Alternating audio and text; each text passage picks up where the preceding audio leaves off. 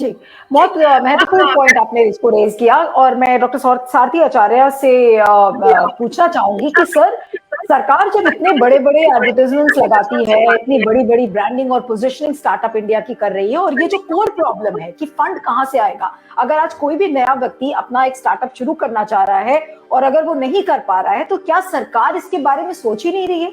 सरकार अपनी branding positioning में ही लगी हुई है और कह रही है कि देखिए इतने बड़े बड़े हमने तो इकोनॉमिक बोन बना दिया स्टार्टअप्स को, लेकिन जो कोर प्रॉब्लम है सरकार उसको एड्रेस नहीं कर रही है। क्या उसकी वजह क्या है? क्या सरकार इससे बिल्कुल अज्ञान है, सरकार बिल्कुल अनभिज्ञ है, या सरकार डेलिबरेटली करना नहीं चाहती है? Thank you for calling me. मैं सबसे पहले यही कहना चाहूंगा कि स्टार्टअप एक कोई होमोजीनियस कैटेगरी ऑफ इंडस्ट्रीज तो है नहीं, ना ही एक होमोजीनियस कैटेगरी ऑफ बिजनेस है।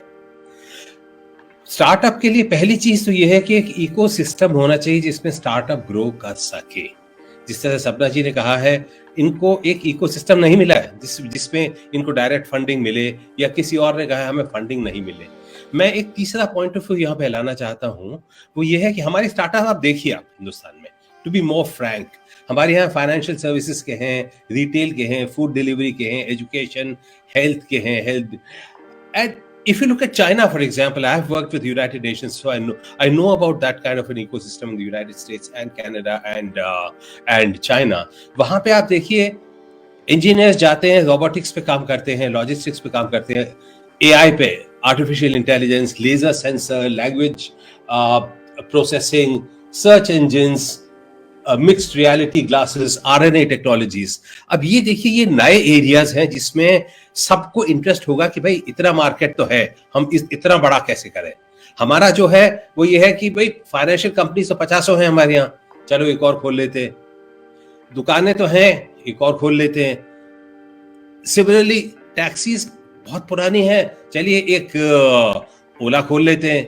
तो हमारे यहाँ कोई एक नया इनोवेशन कॉन्सेप्ट नहीं है, बिकॉज इकोसिस्टम है ही नहीं।